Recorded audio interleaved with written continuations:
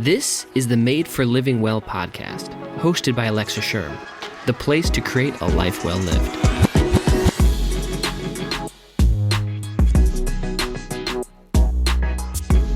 Welcome back to the podcast. My name's Alexa, and I'm so honored you're here diving into the newest podcast series with us called Health School. Now, the purpose of Health School is to help show you how to live out health. This isn't about arriving at a destination because, honestly, that's not what health is. Health is a way of life. And really, health is the tool to help you live your life and to live out that purpose that you were called for. The problem is that I don't think a lot of us understand what that purpose of life is. Yes, we attach it to earthly things, but really, without that purpose, we lose our sense of self, and then we chase things like health because we've attached that to our purpose. But I want to be clear about this. Health is not your purpose in life. Health was designed to be the tool to live your purpose. And yet somewhere along the way, we've decided that health is a purpose on its own, but I really believe that's just one of the greatest distraction techniques keeping you from actually living out what you were called for. And this brings in the faith element to health, and the one we so often neglect, both in the faith world and in the health world. And I know it seems easier to understand if we just separate out these specific components. It's why we have the health world, and we have the psychology world, and then we have our soul and our spiritual world. But they're really all interconnected. And in my own personal journey, it was when I started to see that connection that I start to understand them in a new way. And not just understand it, but actually start to experience it. And if there's nothing I want more, it's to help you experience health so that you can generate it and create it and really get out and live your God-given purpose. Stop distracting yourself with health. Health is not your purpose here. It's just a tool to live your purpose. And now that I drilled that into your head, I really want to dive into today's podcast, talking about your sense of self-identity. Now, I know it's interesting that I'm like, this is a faith podcast and we're going to talk about yourself. This tripped me up for a really long time. In fact, I had a lot of really old and unhealthy beliefs that were not biblical about your sense of self-identity. In fact, I really thought that I shouldn't have a sense of self-identity because that would be selfish. And that would be against what I knew the gospel was, in a way to die to self so that you can live for Christ. But in the process of that and distorting that in my own understanding, I really missed the true meaning of all of that. And in the process, I arguably became a lot more selfish. Not because I wanted to, but because that's what happens, perhaps even subconsciously, when we lack the security. And that's why I don't really think that God's asking us to die to self without truly embracing and understanding His security, what He gave us, how He's protecting us, and the life He's established for us. Which I think is why His only message here on earth was that of His kingdom, of building His kingdom and establishing us as heirs, as citizens of that kingdom, which comes with a whole level of its own sense of safety. And there truly is a lot of power in safety. And I want to make this clear. Safety is one of the determining factors of your entire mind and biology. But think about it. Think about the last time you were scared or overwhelmed, or even if you struggle with this mild but constant anxiety. There's always this level of fear, and that fear is shifting your thought process and your entire biology.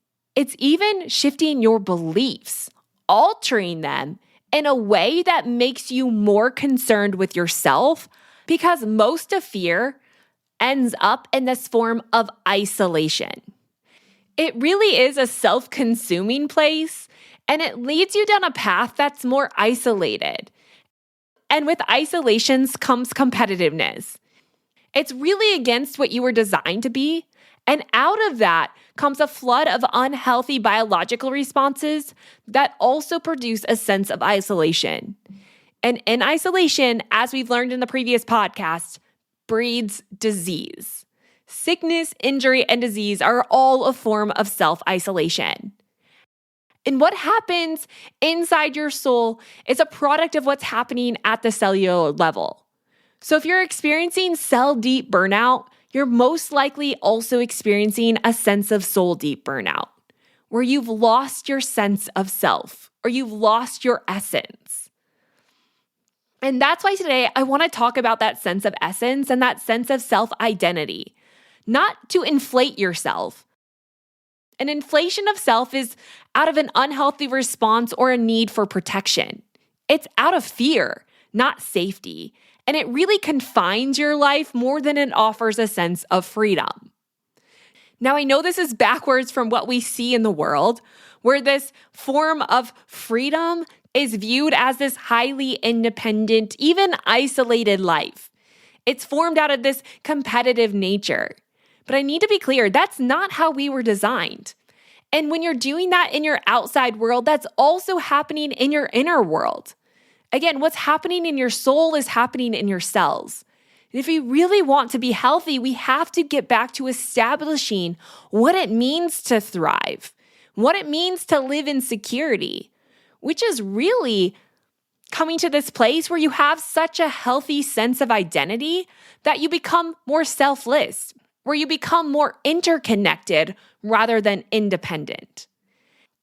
And truly, humans were designed interdependent with one another, with all of life, and ultimately dependent on a greater God. That is our source of energy. Now, if we go back to the ego, I think this is really fascinating in helping us to establish why our sense of self-identity is so important, not just biologically, but even spiritually. It really helps us to see that the highest form of self is not the selfish form of self. That is actually a very unhealthy form of self. The place where you are so concerned with you is generally a sign that you're living in some form of fear or insecurity. Again, it's another backwards concept because even when we look at the world of confidence, we often think of confidence as being very infatuated with yourself. It's kind of this selfish sort of thing. And I think in the Christian space, why so many people struggle with health is because we viewed a lot of these quote unquote healthy things as very unhealthy or against what God called us to be. But that's not it at all. And we miss the mark. We miss the holy confidence that God wants to gift us so that we can live out his purpose and establish his kingdom here on earth when we misunderstand our sense of identity. And we misunderstand what it means to die to self and live for Christ. So if we back this boat up, let's just be clear. Your sense of self-identity does not automatically inflate yourself. In fact, it's the opposite. Confidence, in the words of Timothy Keller, is not thinking more of yourself or less of yourself. It's thinking about yourself less. Like it's getting to the place where you're so sure of yourself that you don't even have to be consumed by yourself, but that you can go out and live your life, that you can live for more things. And this is where I want us to get, and it's not going to be easy in a process, but it does start by understanding when your ego is starting to feel threatened. Because it's your ego or your sense of self-identity that is really going to direct your thoughts, your actions, and your biology to respond accordingly. And yes, even your faith or where you attach your security. Meaning, we have to be concerned with where we're finding our identity. And this is a topic for another day, but I think a lot of us are trying to find identities and things that were not created to be our identity. And we're just trying to shove things into this box that we call our identity, and we're just congesting it, and in the process, creating some sort of crisis because we don't really know inside of that box what we truly identify with. And when you don't know what you identify with, you tend to lose your sense of self. And this is where you ignite or you start to inflate your ego. It's out of self-protection of not having that place of safety that you can truly rest in. And as soon as you start to inflate your ego, you become most concerned with yourself. And in the process of that, you increase competition, where you start to see other people and other things as a threat. And eventually, this can lead to isolation. And again, what's happening inside your soul or with your ego is happening on the level of every single cell inside your biology. Which is why we have to talk about this not only in the faith space, because having a healthy body to get out and live your God-given purpose was a call of God. But it also must happen in the health space. Because if we are not satisfied at our soul level, if we are not filled with the right identity, technically we will lose ourselves, not for the gain of Christ, but for the gain of self. And when we lose ourselves and our identity becomes inflated, we'll often try to rebalance that in very worldly things. We'll try to find our identity in things that can't truly bring us our sense of safety.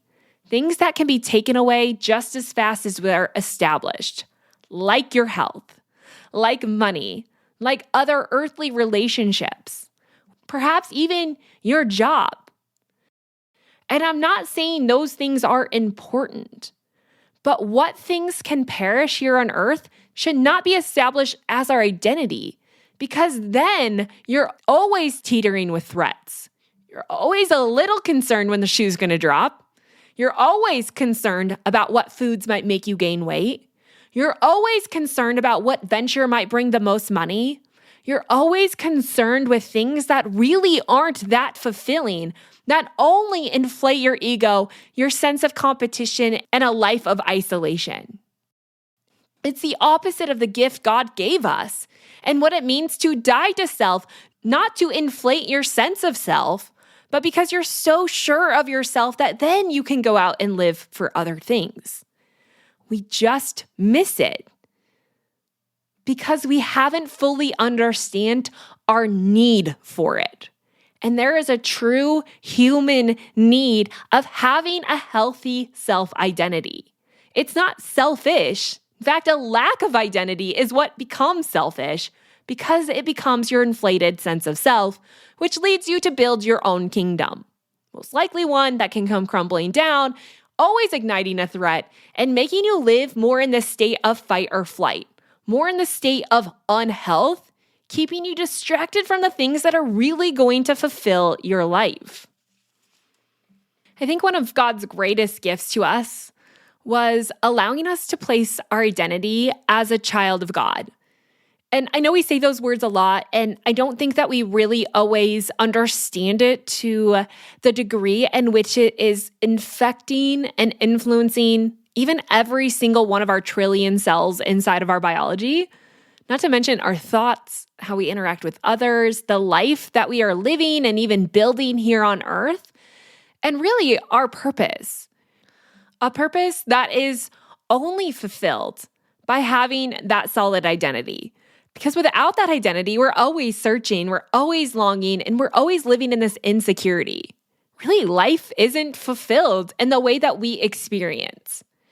And I love the words that Jesus speaks in John 10:10, which is kind of the story about him reminding his people that he is the shepherd, the good shepherd, that desires to be the door where people can come and be safe and secure.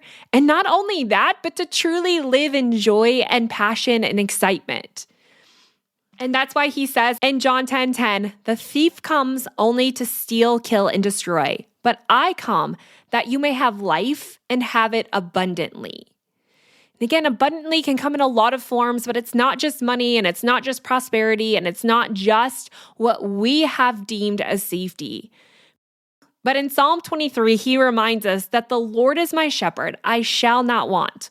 Or in other versions, it says, I lack nothing. I don't need anything because he has bedded me in green pasture. He leads me beside still waters. He restores my soul. and He leads me in the path of righteousness. He lets me catch my breath and sends me in the right direction for His name's sake. He is the source of life that we're looking for. And really, when we establish that as our identity, that we become infatuated with that sense of self-identity, that then we can go out and live and we can find health and experience it and embrace it for all that it was designed. Because all these things that we created as our purpose, as our identity, that aren't really producing what we've been led to believe that they will, we can shift that and live and establish our identity as a child of God. So many things change. And don't get me wrong, I am the work in progress in all of this. And I have had my own struggles, even just this week, and trying to understand and chase an identity that was not my identity. And in the process, I became most concerned with myself. Literally, I had the most massive meltdown, pity party. I was going to quit everything. No one cared. I mean, it sounds really immature at this moment, but it was so real to me. It's that place of hopeless desperation. Like, what is even the purpose of life? And I think we start to ask those hard questions and we get ourselves in those places partially out of our humanness, right? Like, this is when we lose our sense of self, when we lose our sense of self-identity. We really do become more infatuated with ourselves, most often not in the most positive ways. And it's here that this kind of evil spiral can begin, where you just start to go down that path of like, life does feel purposeless. There isn't a lot of hope there. But when I come back and I see myself as God sees me, things start to change. Then it's not about what I can do, but it's about what He's done and what I can enjoy because He's done. It's not to say that I'm not going to work or do the things that God's asked me to, but that work is done in a different way because it's established a response of safety. Safety is critical in the health of our whole. Although it's the starting point, we actually do want so much more. And I found this quote from Desiring God, and it said, "None of us wants merely to be safe. The human heart wants infinitely more than safety. Yes, safety is one of our basic needs, and it's a necessity. We want to be protected from what can destroy us. But more than that, we want life. We want abundant life, overflowing life, deep life, weighty life, a joy-filled life. We don't just want to survive, we want to thrive at every level of our humanness. And we were made for this." And when I found that, I instantly thought, this is everything I've been trying to say, right? This is why I'm in this space and what I've wrestled with for so long and trying to escape the hell space altogether, because I fear too often we're just trying to establish health because we think that is our purpose, or that it will somehow develop our purpose and become our sense of self. We'll find ourselves when we arrive, and I can't help but think that has done so much harm to the world as a whole and to ourselves. With that faint but believable lie that has deceived us into making us feel like we have to arrive in order to live. I want nothing more to flip that on the head, because it couldn't be further from the truth of what it means to fully live and really what it means to live out your God-given purpose. We were made to thrive.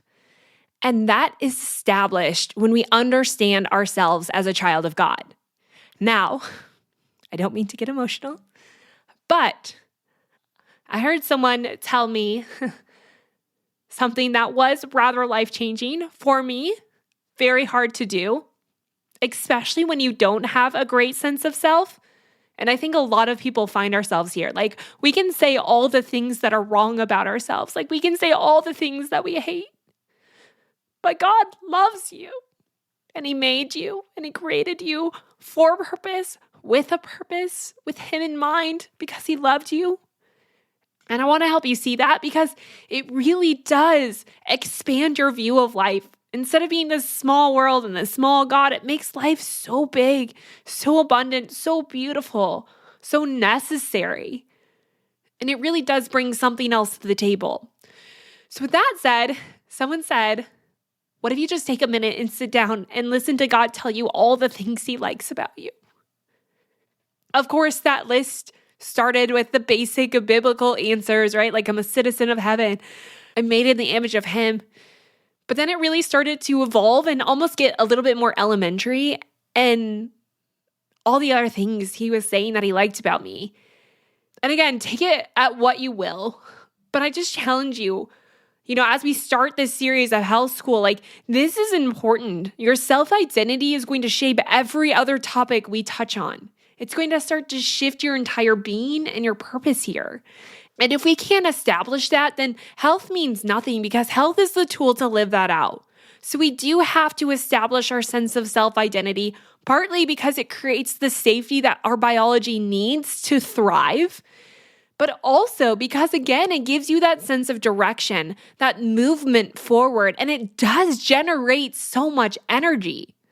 Like, if we go back to the previous podcast and we look at the emotional chart of energy, right? Like, we were intended to live that joy-filled life. Even when you move up that chart, you'll see more of like the enlightenment category. And I think there in that enlightenment, it's truly living in that sense of self-identity, of living as a child to God. And in the process of that, you get to die to your old selfish way that is just chasing and attempting and trying and struggling. And you get to live in the freedom of living for Christ. And that is our gift, one of the greatest gifts, that we are a child, an heir, a citizen of heaven that he wants to establish here on earth. And he gave us dominion and power to live that out. But we're diminishing that when we really are faltering in our own sense of self. It's not something you have to establish, but it's been established for you, and it's a gift you get to choose. And God's speaking words over you that are so easy to dismiss, to ignore, that we're letting the deceptions of the world override. But I want you to take some time to just sit with God. And I want you to make your own list of the things he likes about you. What did he say about you? And what is he speaking over you right now? And allow yourself to understand where you have established an identity that is not fulfilling, that is not secure, and to start to rip those things away, not to say that they aren't important in life, but they certainly don't need to fill your identity. But they can be a product of establishing your identity in something that is secure. Because I promise you, you'll be a better mom when you recognize that your identity is a child of God and your purpose is a mom.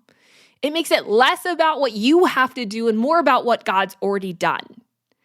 And I know I'm rambling and I really want you to understand this, but I think it really does start with understanding, what did God call you? And what does he say about you? Not just in these big churchy words, but in the elementary language that we can really understand. He wants to rip your heart wide open, and he wants to be your sense of safety and your security. And he wants to give you the gift of life and life abundantly. And that is my prayer for you. And as I walk this journey too, it really does establish a change in your entire biology and your life. As we move forward, as we talk about the nervous system and why safety is so important, I hope you come back to this message time and time again. Okay, that is it for this podcast, but make sure you head to The Living Well to get all the information on today's show. All of the podcasts can be found at thelivingwell.com/326. And while you're there, don't forget to take the energy quiz. It will truly help you start to implement some practices that will help you to feel more energized and alive. I'll see you over there and back here in the next podcast. Thanks for tuning in.